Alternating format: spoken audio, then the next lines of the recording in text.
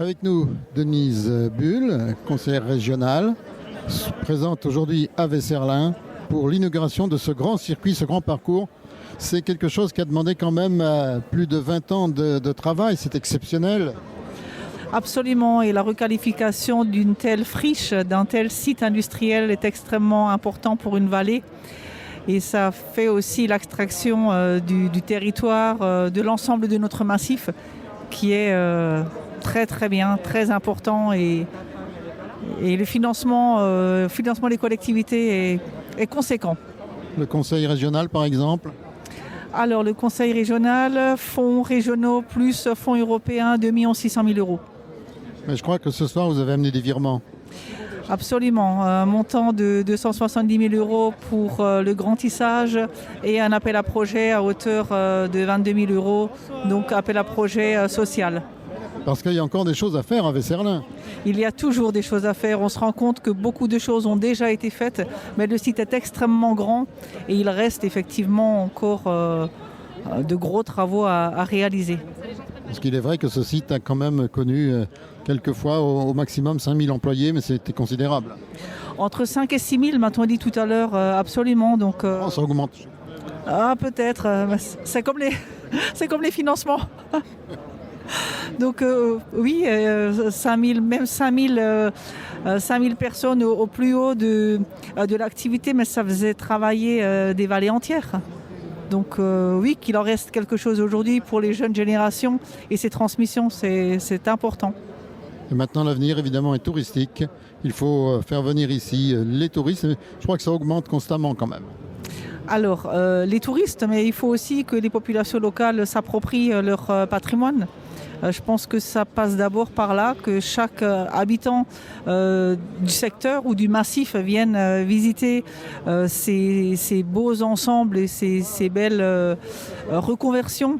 Et ensuite, effectivement, il y a du tourisme, des visiteurs. On a des agglomérations pas trop loin entre le versant alsacien et le versant vosgien qui permet quand même de drainer beaucoup de monde. Oui, parce qu'à l'époque, il y avait des travailleurs vosgiens qui venaient en autocar. Tout à fait. On a toujours encore des travailleurs vosgiens qui viennent en Alsace, plus tout à fait pour les mêmes travaux, mais on a toujours encore cette histoire en commun avec les Vosges, les uns qui vont travailler chez les autres, et c'est très bien comme ça.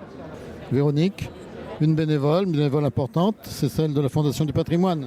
Oui, j'ai la chance d'être déléguée régionale à la Fondation du patrimoine et il faut savoir que notre équipe, c'est 47 bénévoles actuellement et 2 chargés de mission. Et on a réussi en fait à collecter 2,6 millions, enfin d'apporter 2,6 millions d'euros au projet alsacien en 2025. Et puis cette année, voilà, ça contribue bien. Ici, pour ce projet-là, je tiens à remercier tous les donateurs parce qu'il y en a eu pratiquement 400 qui ont donné pour ce projet. Et grâce au loto du patrimoine de Stéphane Bern, grâce à tous les donateurs, au mécénat de Total Énergie, de la Française des Jeux, on a pu apporter 720 000 euros à ce projet. Collectivement, je pense que c'est un véritable succès et on en est vraiment ravis. Parce que la Fondation du patrimoine trouve son argent dans le mécénat ? On a différentes façons de trouver, mais effectivement, il y a, dans le mécénat, on va trouver de l'argent, mais aussi dans tous les donateurs. On fait aussi de l'appel à dons et ce projet a eu 2 lancements de collecte.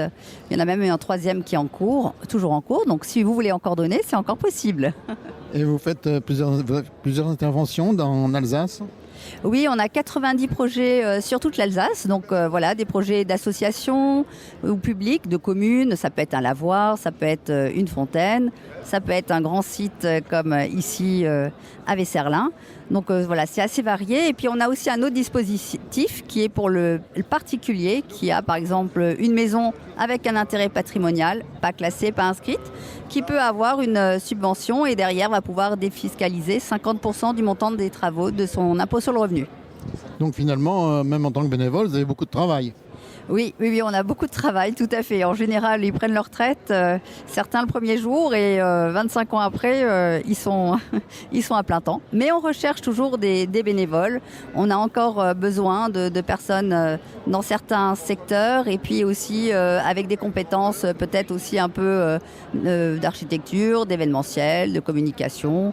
Bon, voilà, les bonnes les bonnes personnes, voilà, les envies. C'est très sympa la Fondation du patrimoine. On travaille, mais on se fait plaisir. Voilà. Donc, Vous reviendrez à Vesserlin parce qu'il y a encore des financements à réaliser. Hein, tout n'est pas terminé ici. Il y a toujours quelque chose à faire. c'est tellement beau que franchement, j'ai juste envie de venir beaucoup plus souvent. Et je crois que c'est un site, parce que moi je viens tout en haut du Bas-Rhin, et j'ai vraiment grand plaisir à venir ici. C'est toujours beau. Et puis je reconnais que François Tacquart est un homme absolument exceptionnel, parce que il a réussi à déplacer des montagnes, à fédérer.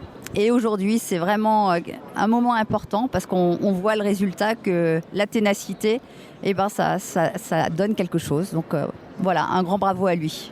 Nous voici avec Gérard Mougin. Alors là, on change de musée puisque c'est le musée textile de Ventron. C'est une autre façon de faire là-bas. Oui, c'est exactement. Je suis donc le nouveau président de l'association de gestion du musée du textile de Ventron depuis peu. Et donc je retrouve une occupation nouvelle qui est certes prenante mais très intéressante. Ventron, c'est aussi beaucoup de monde tous les ans.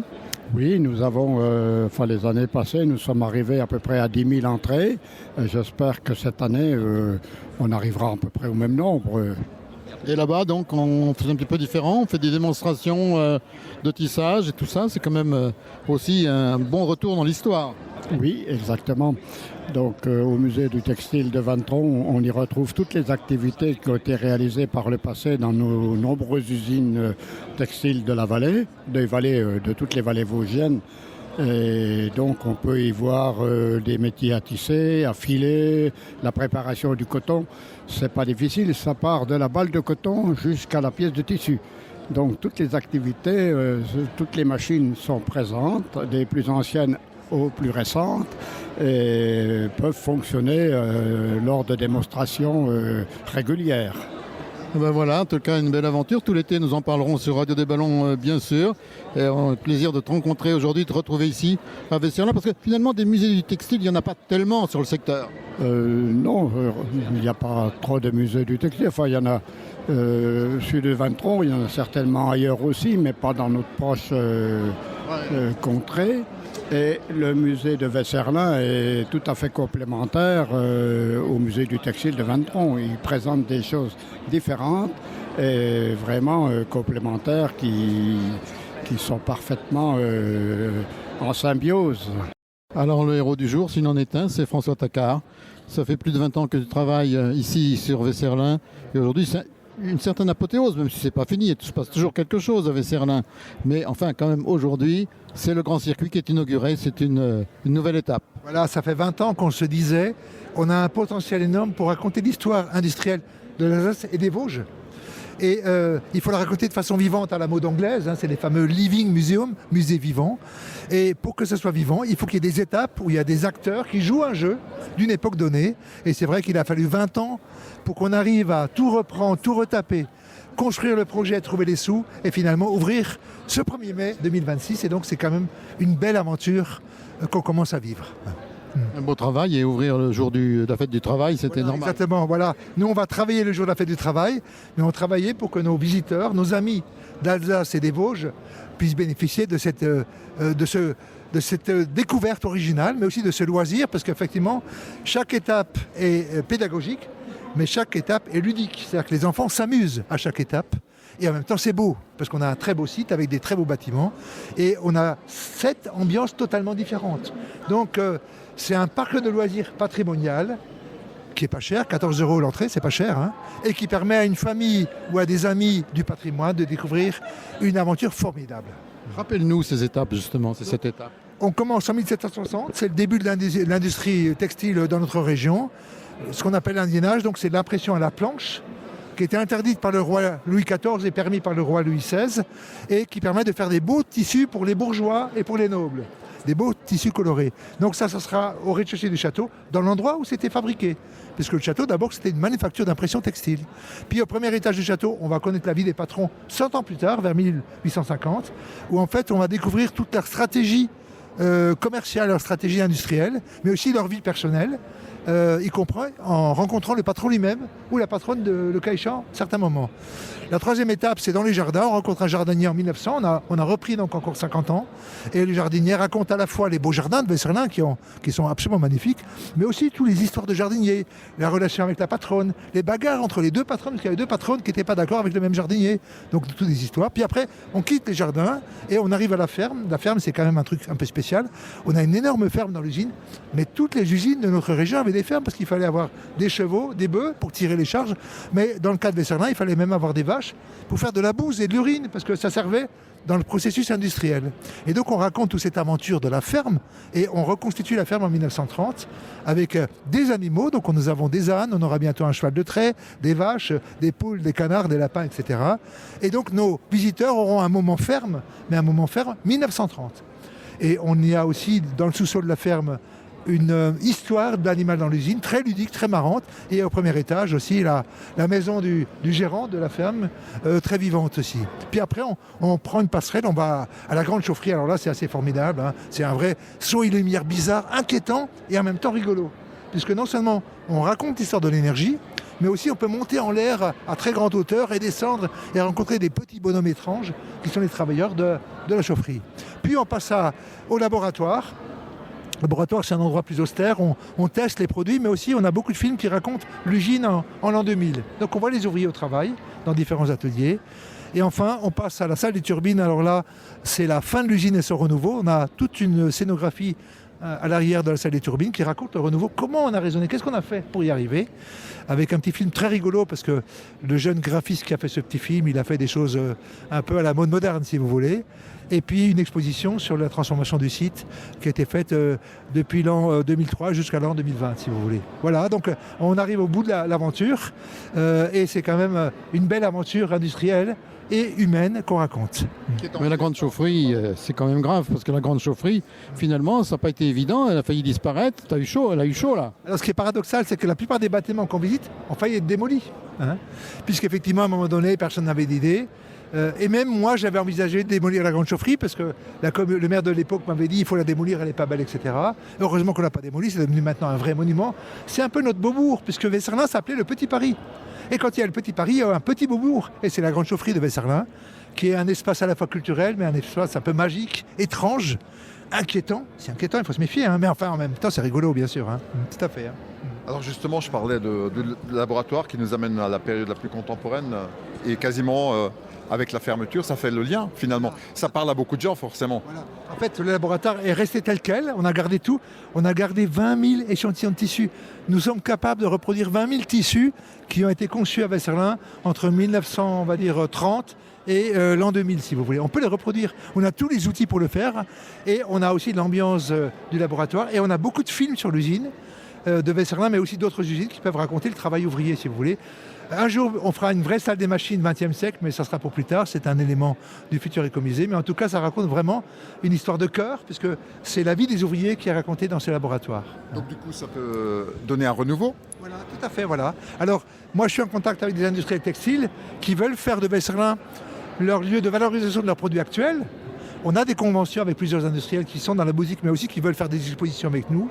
L'idée, c'est que chaque année, un industriel d'Alsace ou des Vosges, puisque c'est toujours cet espace qui est le nôtre, si vous voulez, puisse se valoriser à travers Vesserlin et nous-mêmes les aider à trouver des nouveaux débouchés, des nouvelles valorisations, des nouvelles communications, si vous voulez, au bénéfice de notre région traditionnellement textile. Dépêche-toi quand même, François, parce que nous prenons de l'âge. Hein. Oui, on prend de l'âge et puis les usines ont du mal. Hein. En ce moment, avec la Chine, tout le monde souffre, hein, faut se le dire. Donc, moi, ce qui m'étonne toujours en France, c'est qu'on est toujours pour l'industrie. Pour dire l'industrie, mais en fait, en réalité, on ne va pas dans les musées industriels et puis on n'achète pas les produits de nos industries. Donc, il y a un petit problème mécanique à explorer. Voilà. Ouais, mais l'argent, c'est l'argent. Ouais, c'est ça, voilà. Il faut dire que quand on a un petit budget, c'est sûr que c'est tellement facile d'acheter en Chine pour pas cher. Des produits qui vont être foutus au bout de 3 mois et qu'on accumule dans son grenier tellement on en a acheté pour pas cher. Et éventuellement fabriqués dans des conditions épouvantables. Oui, voilà. Le problème, c'est que maintenant, ils fabriquent même de façon automatique en Chine, de façon robotisée, donc c'est encore pire, parce qu'il n'y a même plus de salariés maintenant. Donc, purée, on est parti dans une époque un peu difficile, il faut dire franchement. Donc, ça veut dire qu'il faut que nous, on soit innovants. Il faut qu'on ait de la mémoire, c'est ce qu'on fait ici, mais de ces mémoires, il faut qu'on tire des idées pour l'avenir. Et d'ailleurs, un industriel m'a appelé cet après-midi, ce matin encore, pour un nouveau projet basé sur le chanvre et sur les produits bio-ressourcés. Donc on veut dire qu'on peut faire des choses nouvelles dans notre région Alsace-Vosges. François Grenier, donc la Française des Jeux. Absolument, je travaille pour la Française des Jeux, je m'occupe de la région Nord, au nord de la Loire, tout ce qui est au nord de la Loire. D'accord, donc le Grand Nord. Le Grand Nord. Et justement, donc vous, on joue avec l'argent, mais vous redonnez un peu d'argent parce que dans les fondations et tout, vous êtes présent. Absolument, alors donc le modèle de la Française des Jeux a dans sa raison d'être un impact positif pour la société, et dans les impacts positifs, il y a le patrimoine et l'insertion. Donc on a la chance sur Vesserlin de pouvoir coupler les deux, à la fois le patrimoine avec le loto du patrimoine, et nous avons pu abonder à hauteur de 435 000 € pour la restauration de ce site, et d'autre part on a eu aussi un chantier d'insertion qui a bénéficié à 77 personnes, un train de recherche en professionnel, et qui sont venus travailler sur la restauration du château. Vous intervenez sur beaucoup de sites comme ça en France ? On intervient surtout dans le cadre de la mission Berne qui existe depuis 2018. On abonde à hauteur de 30 millions d'euros par an. Il faut juste que vous ayez en tête qu'il y a 1100 sites qui ont été choisis depuis 2018, et sur les 1100 sites, il y en a 400 qui ont été complètement restaurés, 400 qui sont en cours de restauration et 300 qui le seront bientôt. Alors, la Française des Jeux, aussi présente dans le vélo aussi. Alors on est présent dans le vélo, on a une équipe cycliste professionnelle, on a pas mal d'espoir aussi pour le Tour de France, et surtout on a une équipe cycliste professionnelle avec Demi Vollering qui gagne pas mal de courses en ce moment, et on s'en réjouit. Il vient de gagner Liège-Bastogne-Liège. Ce n'est pas une petite course, donc on a cette chance-là de l'avoir dans notre équipe. Eh bien voilà, merci, et puis peut-être à très bientôt avec à nouveau des dons pour Vesserlin. Pourquoi pas, parce que tout n'est pas fini ici. Tout n'est pas fini quand on voit l'ampleur du site, qui est assez unique, quand on voit le volume des bâtiments. On a eu la chance de pouvoir participer déjà sous plusieurs formes au financement de sa restauration, et on espère encore le faire.